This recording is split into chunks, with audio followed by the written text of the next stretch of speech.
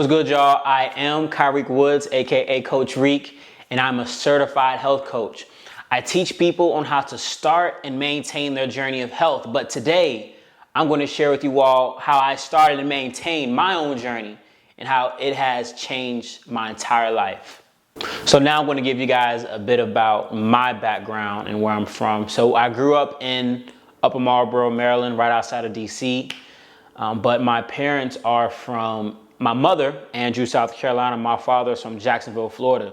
So even though I grew up in Maryland in what a lot of people may think is the North in their mind, I grew up in a very Southern household. So for me being in a Southern household, that came with very Southern dishes.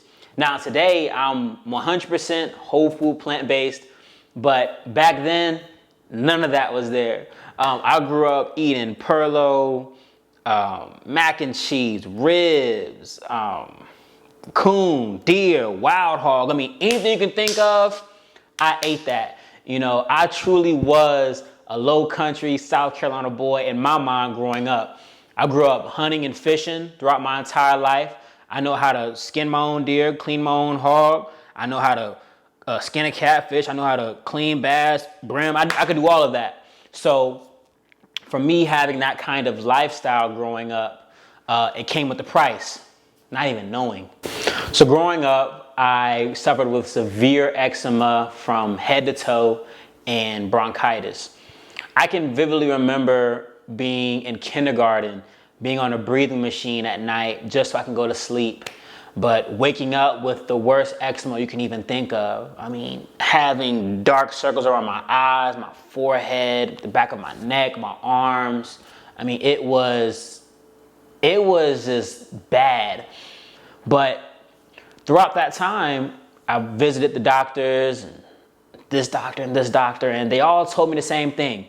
They all said that this is something that is natural, it happens, it's genetic, and this is something that I would have to live with for the rest of my life. So having that on my mind, it was hard, because think about this. I'm a kid, I'm chocolate at that. So I got that going on and I have eczema. It was hard at school. I mean, it was literally torture having to go to school, and I had a really bad breakout. I remember in kindergarten, I would walk around with a chapstick attached to a lanyard so I could go to the bathroom and like rub on the areas where my eczema was flared so people wouldn't see, or, you know, carrying around a Vaseline jar or Aquaphor jar so I can, you know, smooth out my skin before classes so, you know, the jokes won't be too bad. Now, do not get misconstrued now. Like, I learned how to joan back then, but it hurt at the same time having to deal with that. And it was the biggest cloud over my head that I ever thought of. In kindergarten, I vividly remember being on my knees praying to God, asking why me, and to remove this cloud over my head and to release me of the shackles of this suffering. And I dealt with that for many years. It was a lot of tears behind that, and not knowing what to do. But something in the back of my mind said that one day, this will all be gone. So the one thing outside of school that brought peace to my life was baseball. Baseball was and is my first love. It was the one thing that brought me out of the depression that I was going through, and it brought peace to my life. But I didn't know that what I was going through with my health was affecting my performance on the field. Now, when I was 12 years old, I vividly remember walking off the field with ice bags on my knees because I was barely able to walk after games because I had such bad tendonitis in my knees. And then I also dealt with really bad back pain, and I was overweight as well. But I never made the connection on my personal health with eating and how it affected my performance on the diamond. That never came to me.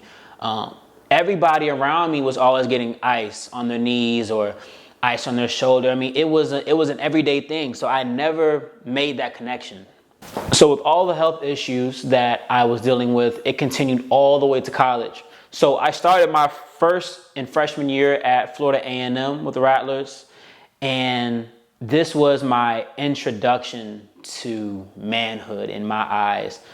I went to an all-boys high school, so now being in and around women all day, I mean, it was like a whole nother world. So I was always making sure that the clothes are on point. This was looking good, but my skin was still messed up. This was also my first introduction to alcohol as well. So there were no guidelines on what to do and not to do. So I was eating all day, going to the calf, going to the bookstore to get the microwave chicken nuggets, and I was drinking. I mean, that was an everyday thing. I also was playing baseball at Florida A&M. I walked on and made the team, but the college life just took over, and baseball wasn't too much of my focus anymore. So as I was still continuing this lifestyle of partying and drinking and going out, over time my health increased to the worst it ever has been. There was a time where literally eczema was growing from the top of my feet and it traveled up my body by the day. So the first day it was on top of my feet, then it was on my calves, it was on my thighs, it was on my arms, and all the way to the point where it was on my neck. It was everywhere. And this was the worst it has ever been. I remember going to the bathroom one time, having a bowel movement, and it was honestly the hardest I've ever had in my life. I mean, it was like a ball, like this big, and it was rock solid.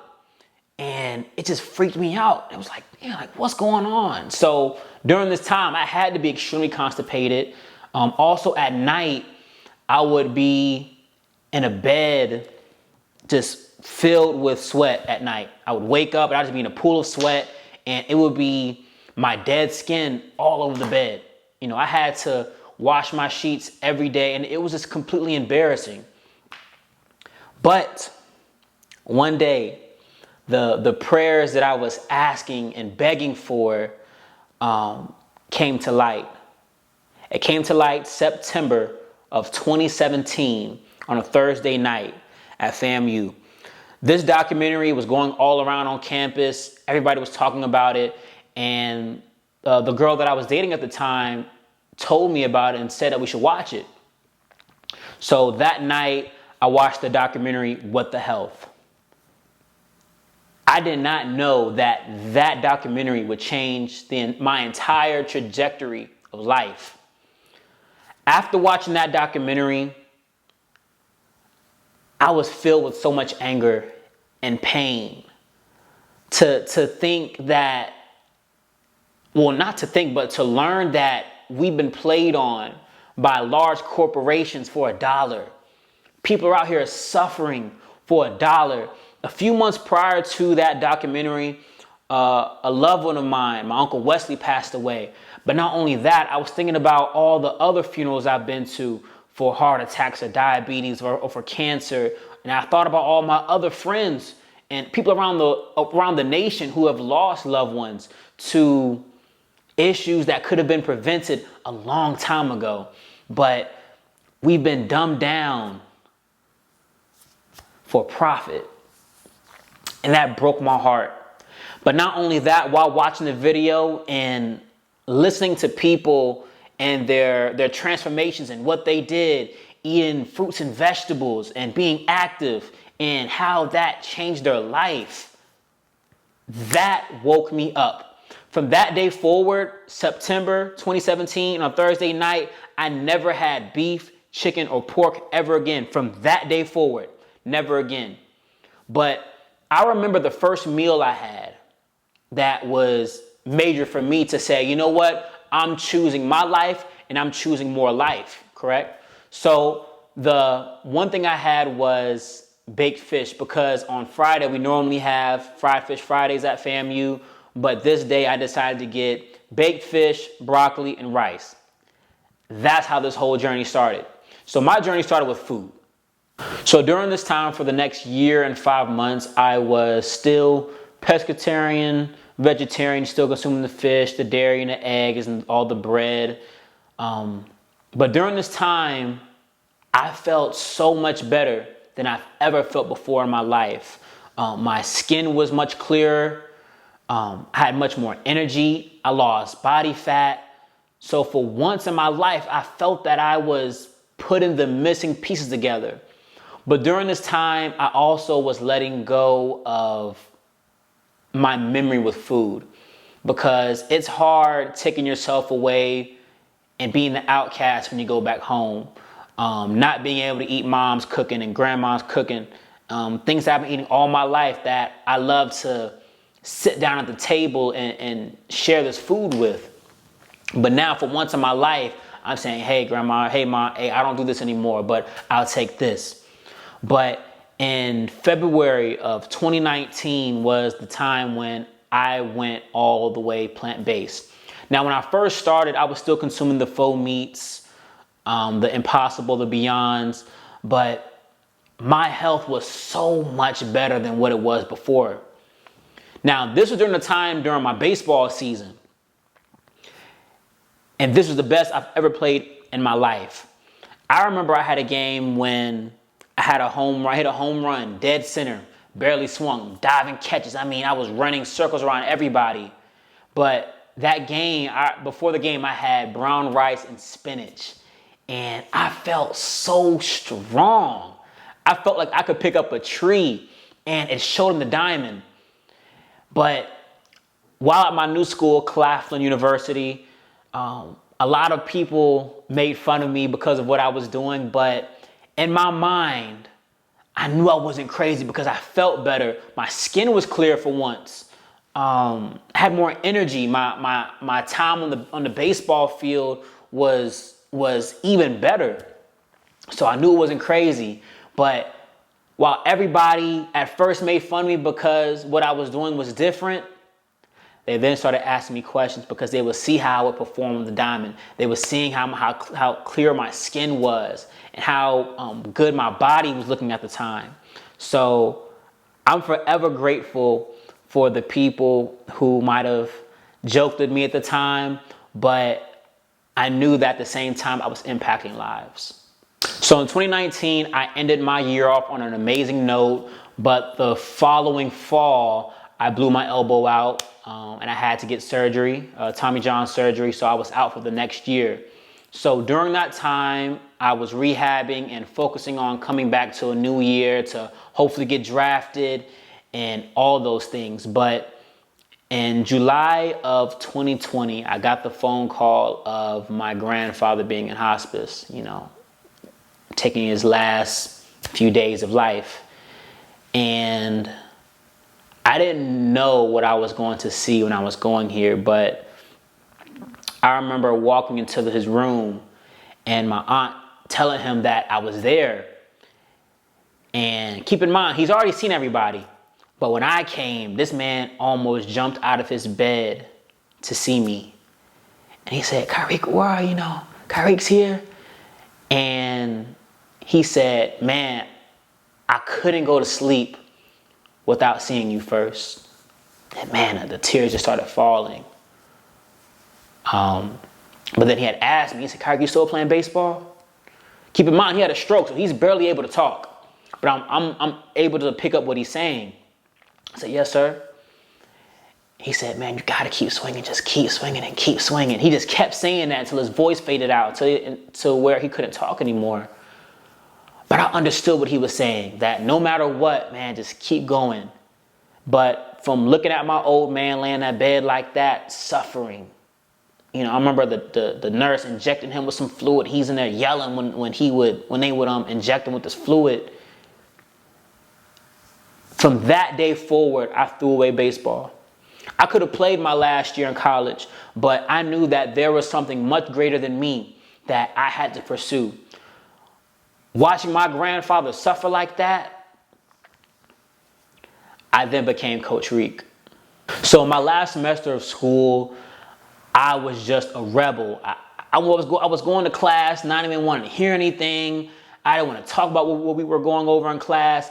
I just wanted to go back home to read my health books. That's all I was doing. I mean, I threw away baseball, so all I was focusing on was health and wellness. But see all the books here, that's all I was going through day to day, and that's all I wanted to learn because in my mind, I wanted to be there for somebody else's grandmother or grandfather or aunt or uncle, and something in me just felt so bad that I couldn't save my own grandfather, right? But the one person during this time who I did save was my grandmother on my mother's side.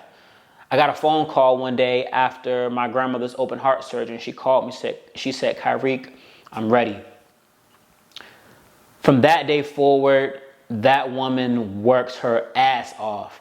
She works out 5 times a day, eats 1 to 2 times a day as well.